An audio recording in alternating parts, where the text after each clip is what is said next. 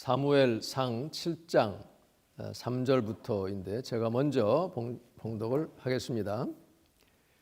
사무엘이 이스라엘 온 족속에게 말하여 이르되 만일 너희가 전심으로 여호와께 돌아오려거든 이방 신들과 아스타롯을 너희 중에서 제거하고 너희 마음을 여호와께로 향하여 그만을 섬기라. 그리하면 너희를 블레셋 사람의 손에서 건져내시리라. 이에 이스라엘 자손이 바알들과 아스타롯을 제거하고 여호와만 섬기니라. 5절 6절 여기 주보에 있는 대로 같이 봉독하겠습니다. 사무엘이 이르되 온 이스라엘은 미스바로 모이라. 내가 너희를 위하여 여호와께 기도하리라 하매 그들이 미스바에 모여 그날 종일 금식하고 거기에서 이르되 우리가 여호와께 범죄하였나이다 하니라. 9절을 제가 봉독합니다. 사무엘이 젖먹는 어린 양 하나를 가져다가 온전한 번제를 여호와께 드리고 이스라엘을 위하여 여호와께 부르짖음에 여호와께서 응답하셨더라. 여기까지 하겠습니다. 이것은 하나님의 말씀입니다. 하나님께 감사. 이스라엘이 위기에 닥쳤을 때 미스바에 모여서 영적 대각성 회개 성회를 이렇게 열었습니다.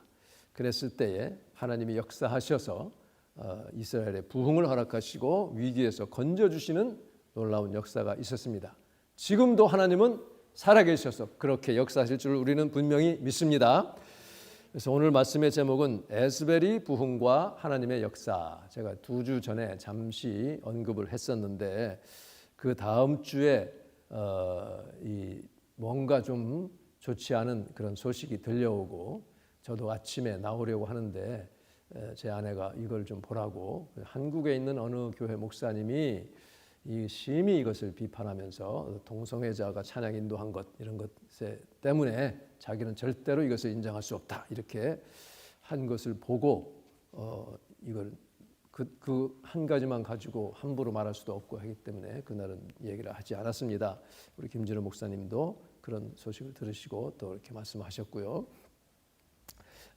그래서 오늘은 이것을 조금 종합해서 어떻게 우리가 마음을 가지고 이것을 대처하고 이 부흥을 어떻게 우리가 기대할 것인가 하는 것을 좀 놓고 말씀을 좀 나누고자 합니다.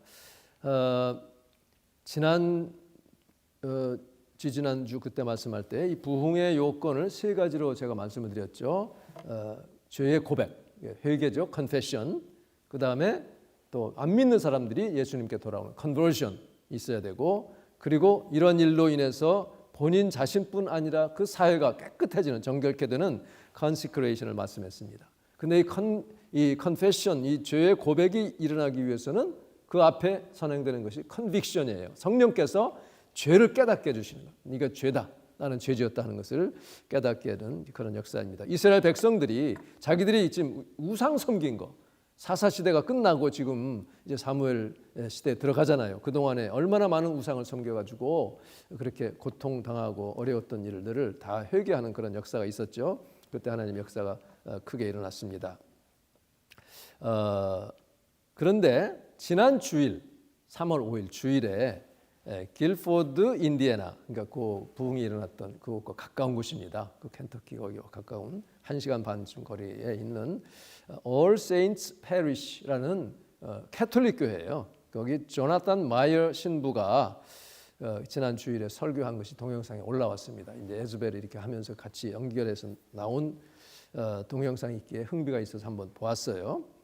제목이 뭐냐면 에스벨이 부흥과 예수 혁명에 대한 카톨릭의 응답, A Catholic Response to Jezebel Revival and Jesus Revolution 이라고 하는 제목으로 설교를 했어요. 이게 들어보니까 이분이 그 캐톨릭 신부인데도 개신교 목사님과 거의 구분이 안 갈 정도로 아주 열정적이고 핵심이 있는 그런 설교를 하는 것을 보고 상당히 저도 참 은혜도 받았고 그랬습니다.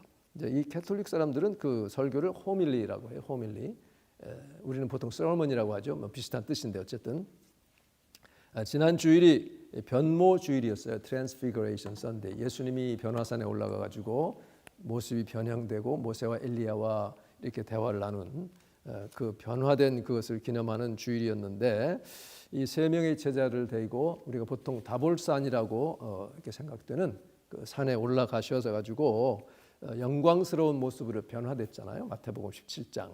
그 기사를 이제 본문으로 해서 에스베리 대학교 부흥과 그 전에 70년에 있었던 어나더 부흥, 그 바로 어간에 그 전부터 일어났던 Jesus Movement 또는 Jesus Revolution 이것과 연결시켜서 말씀했습니다. 그러니까 이것은 어떻게 보면 개신교 중심의 그런 사건들인데 그분도 오픈해가지고 다 이것을 받아들이면서 이렇게 설교를 하는 것이었어요. 우리가 먼저 주의할 것은 유튜브나 이런 것들을 볼 때에 극보수파 사람들이 또 거기다 올리는 것들이 있어요. 그래서 조금만 뭐 초자연적인 역사가 일어난다, 뭐 또는 어떤 그러면 무조건 그냥 이거 잘못됐다라고 그렇게 하는 반대하는 그런 기사들도 많이 뜹니다. 특별히 거기에서 그 한 번 그 악한 영을 쫓아내는 역사가 있었잖아요. 그거 가지고 어떤 사람은 이거 가짜다 막 이런 식으로. 그러니까 이런 너무 잘못된 정보들도 많이 나오기 때문에 그런 것들은 별로 도움이 안 됩니다. 근데 이 조나단 마이어 신부가 이제 이 변화산의 경험과 에스베리의 그 체험들 이런 것들을 이렇게 이제 놓고서 이 종교적 경험들, religious experiences에 대한 5가지 특질들을 얘기를 했어요. 몇 가지만 보면 이분이 첫째는 뭐라고 했냐면 이런 경험들은 이런 체험들은 실제적이고 진정한 경험이고 강력하다 그랬어요. real and powerful하다. 실제 일어난 일이라고. 변화산의 사건도 그렇고 에즈벨의 부흥도 그렇고 70년에 있었던 그 전에 있었던 그 에즈벨의 어나더 부흥도 실제적인 것이고 아주 파워풀한 것이라고 인정을 합니다. 그러니까는 이 세 제자들이 변화산에서 주님 만난 것은 꿈꾸거나 무슨 환상 본 게 아니라 실제로 체험했던 일이었고 매우 강력한 체험이었다고 그렇게 말하는 것입니다. 에스베리 유니버시티 휴스 오디토리움에서 일어났던 그 일들도 리얼하고 파워풀한 체험이라고 말을 하고 있습니다. 그 두 번째로 그 같은 종교적 경험에는 어떤 목적이 있다는 거죠. 목적이 있고 일정 기간 동안 일어나는 일인데 그 시간이 지나더라도 나중에도 말하자면 그 메시지는 여전히 참되고 또 오늘의 우리에게도 70년에 있었던 일도 그렇고 변화산의 사건도 그렇고 그 후대 사람 오늘 우리에게도 여전히 meaningful하다, 의미가 있는 그런 사건이라고 말하고 있습니다. 그러면서 이러한 경험들을 통해서 하나님이 일하시는데 하나님은 완전 무결한 사람을 사용하는 것이 아니라는 거예요. broken people, 망가진 사람들을 사용하신다는 것입니다. 안 그래요? 오순절날 마가의 다락방에 그 역사가 있은 다음에 맨 처음에 크게 외친 사도가 누굽니까? 베드로예요. 바로 얼마 전에 예수님을 모른다고 부인했던 3번이나 부인하고 자기에게 막 저주까지 내리면서 했던 그 사람을 하나님은 변화시켜서 사용을 하셨다는 것을 우리가 보게 되죠. 다윗이 어떻습니까? 다윗이 얼마나 엄청나고 끔찍한 범죄를 저질렀어요. 오늘날의 기준에 의하면 당장 내려와야 되죠. 내려와 더 이상 왕을 할 수가 없죠. 그러나 하나님은 그를 회개시켜서 사용을 하셨습니다. 그리고 이러한 경험들은 어느 만큼 이제 시간이 지속되면 반드시 끝나는 때가 있다는 거죠. 에스베리도 일단은 마쳤어요. 종료가 됐습니다. 그러나 그걸로 소멸되는 것이 아니라 반드시 그 후속에 교회를 향한 하나님의 역사가 있다는 거예요. 어떤 열매로 나타난다라고 그렇게 말하고 있어요. 참 그것을 보고 참 이분이 이렇게 얘기하는 걸 가만히 들어보니까 지금 그 당시만 해도 벌써 컨트로버셜하게 이 막 논쟁거리가 되었던 그 LGBTQ 찬양 인도하는 사람 얘기를 몰랐을 리가 없어요. 알면서도 다 인정을 하면서 지금 그런 거에 대해서는 아예 말을 안 하고 그렇게 하고 있었습니다. 1970년 에즈벨의 부흥에 대해서 좀 그 배경을 보면 이게 지금 2023년에 다시금 일어났지만 그 전에 70년 그때가 언제입니까? 1960년대 초중반에 히피 운동이 시작이 됐어요. 그래서 이 탈권위 그리고 정신 해방한다 합시고 왜냐하면 너무 지금 이 이 정부에서 하는 일들이라든지 이런 것들이 자기들을 너무 오염시키고 있다. 거기에 매이면 안 된다 해서 마약하잖아요. LSD, 마리화나, 그다음에는 이제 그 다른 막 주사 맞고 하는 이런 마약들을 사용하면서 오히려 정신은 더 혼란해지고 피폐해졌습니다. 해방은커녕 더 이제 마귀에게 눌리게 됐죠. 그런데다가 이 Civil Rights Movement, 민권 운동, 흑백 분교로 인해서, 그리고 특별히 월남전 반대, 이 시위가 엄청나게 격화된 그런 때였습니다. 그래서 특별히 스튜던트 파워, 학생들의 그 파워를 막 내세우는 그런 시대였죠. 제가 중학교 때였나, 뭐 하여튼 고등학교 초학년, 초등인가 했을 때에 나보다 내 누나가 있었는데, 누나 방에 어떤 여대생이, 미국 여대생이에요. 배꼽이 보일까 말까 하는 그런 티를 입고 한쪽에 노트북을 끼고 하면서 이렇게 타이틀이 스튜던트 파워, 그 사진을 이렇게 붙여놓은 것을 본 기억이 나요. 그때 굉장히 그때 그 스튜던트 파워가 막 일어나고 있을 때였습니다. 그러다가 1968년에 무슨 일이 있었어요. 마틴 루터 킹이 4월에 암살을 당하죠. 그리고는 2달 있다가 6월에 로버트 케네디까지 암살을 당합니다. 그러니까 미국이 엄청난 충격에 빠졌어요. 5년 전 JFK가 죽은 그 트라우마가 다시 살아나면서 이 절망과 이 미국이 뭐가 되려고 그러나 이제 그런 상황이 있었습니다. 월남전은 아무리 폭탄을 쏟아부어도 나아지는 기미는 없고 젊은 미국의 병사들이 시체가 돼가지고 쫙 쏟아져 들어오고 있는 그런 암울한 그런 사회 분위기. 바로 그때가 주님이 역사하시는 때라는 거예요. 지금과 비슷한 상황입니다.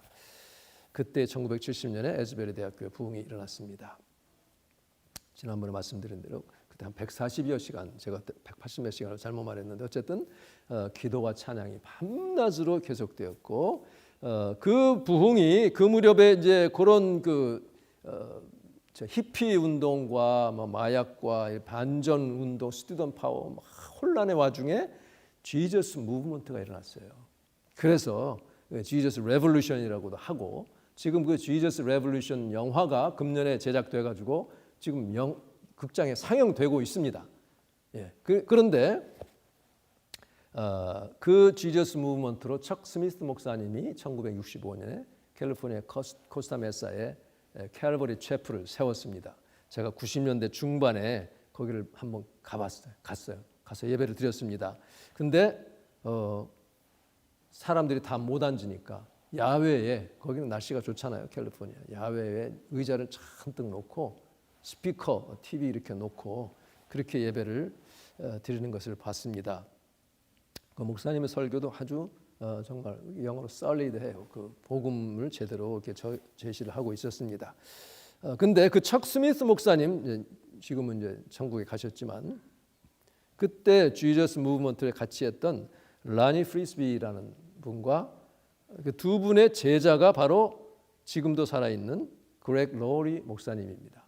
이 그렉 로리는 이제 1972년에, 그러니까 70년에 에즈베리 부흥이 있었고 72년에 하비스트 크리스천 펠로십이라고 하는 교회를 캘리포니아에 세웠어요.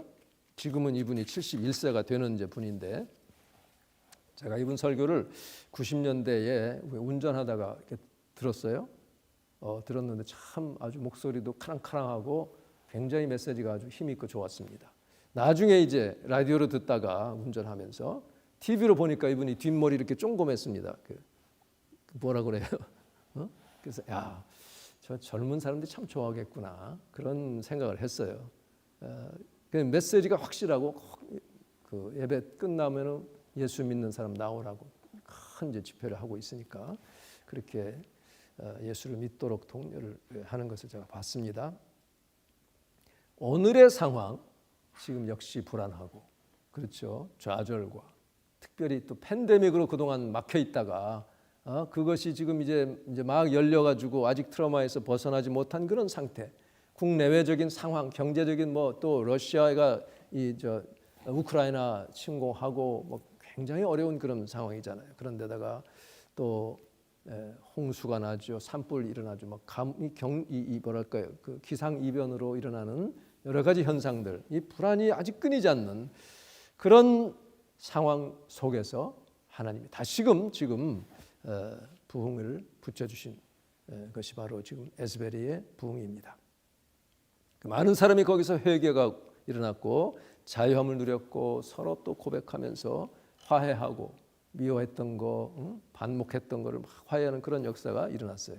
분명히 하나님의 역사예요. 하나님의 은혜가 임한 것입니다. 그래서 그런 체험한 사람들에게는 정말 리얼하고 파워풀한, 실질적이고 진정하고 강력한 체험들을 한 거예요. 무슨 막 이렇게 뭐랄까요? 겉으로 드러나는 엄청난 그런 외향적인 것보다는 성령께서 이렇게 역사하시는 그런 일들이 있었습니다. 그런데 그런 역사적인 부흥들을 이렇게 보면요, 반드시 거기에 사단의 역사가 있어요. 순수하게 그냥 성령만 역사하는 게 아닙니다. 악한 영이 같이 역사하는 것을 우리가 봐야 됩니다. 그것 때문에 그냥 이걸 다 무시하고 그냥 부인해버리는 그런 어리석음을 빠지면 안 되는 거예요. 그건 뭐와 같으냐면 아기를 이렇게 목욕을 시켜놓고는 그 목욕물을 버린다면서 아기까지 버리는 그런 실수를 해서는 안 된다는 것이죠.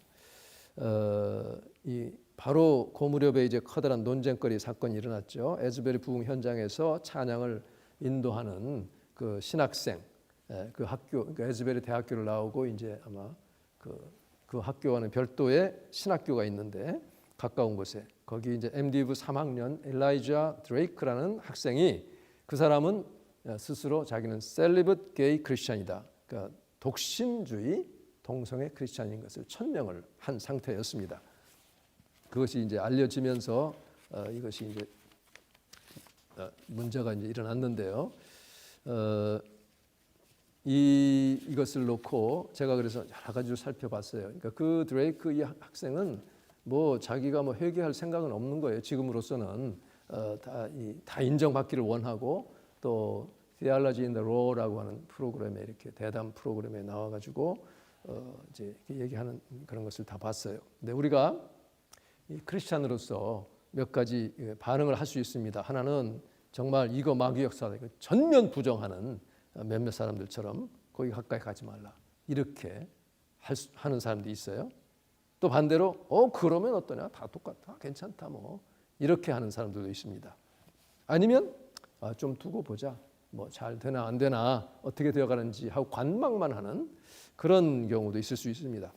그러나 우리는 그런 입장이 아니라 하나님 앞에서 정말 우리 성경을 믿는 자, 이 LGBTQ 믿는 사람들은 대부분 성경대로 안 믿는 사람들이에요. 성경 믿는 보수적인 그 신학을 말하자면 파산된 신학이라고 그렇게 말을 하고 있습니다.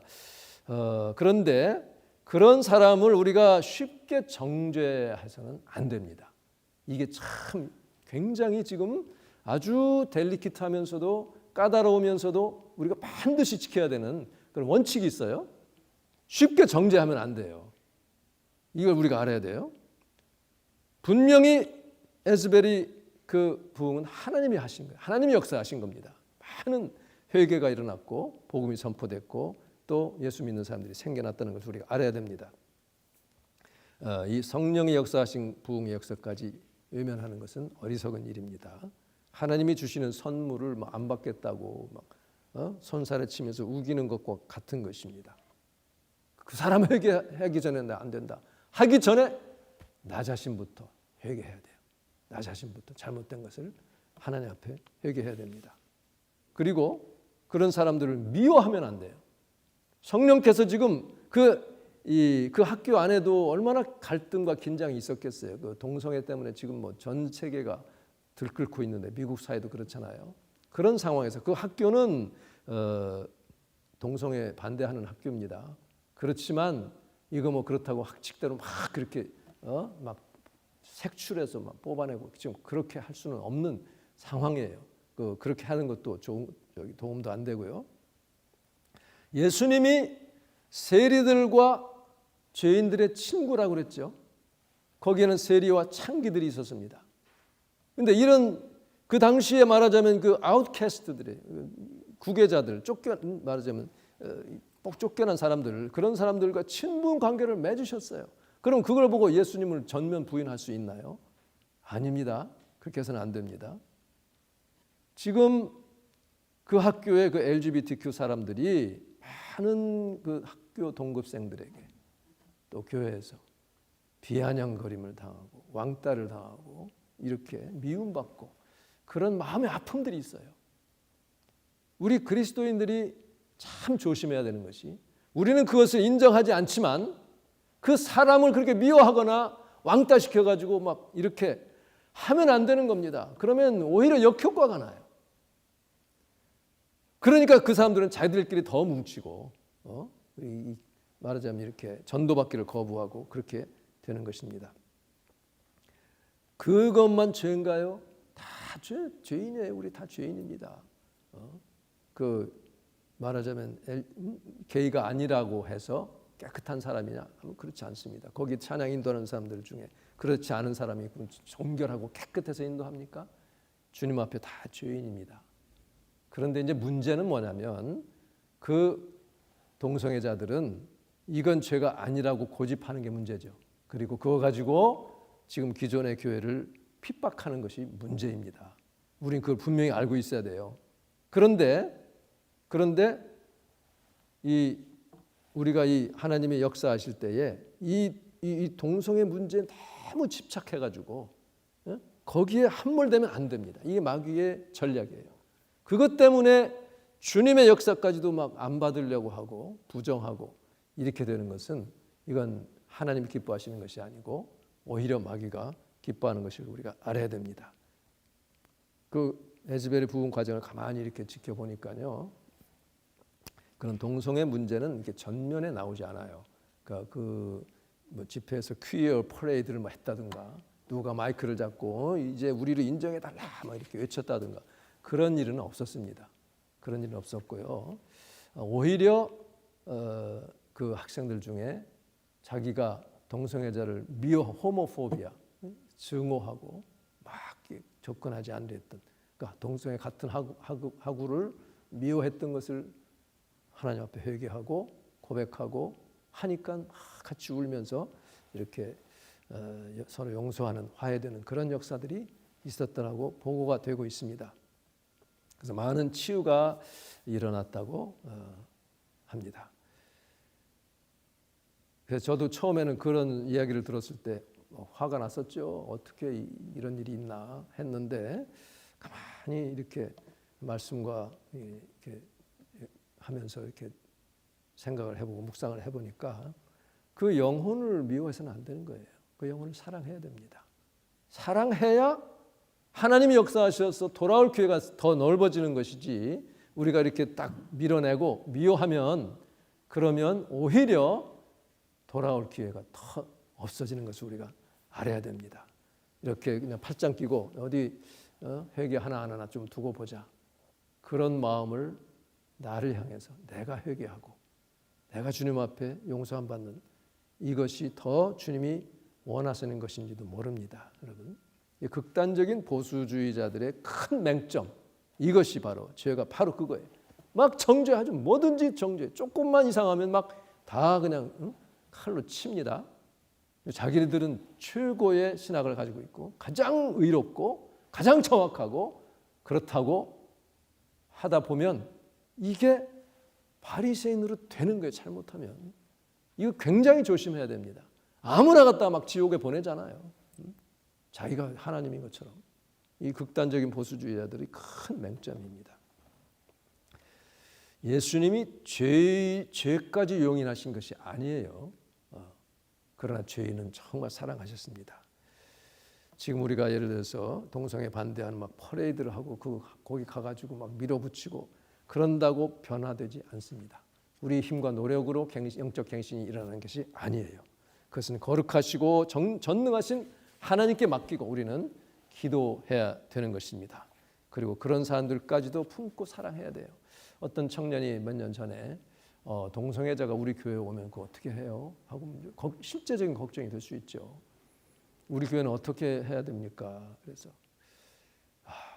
그 사람을 우리가 참 맞아들이려면 우리 교회 전체가 엄청난 성숙이 있어야 된다. 그렇게 얘기했어요.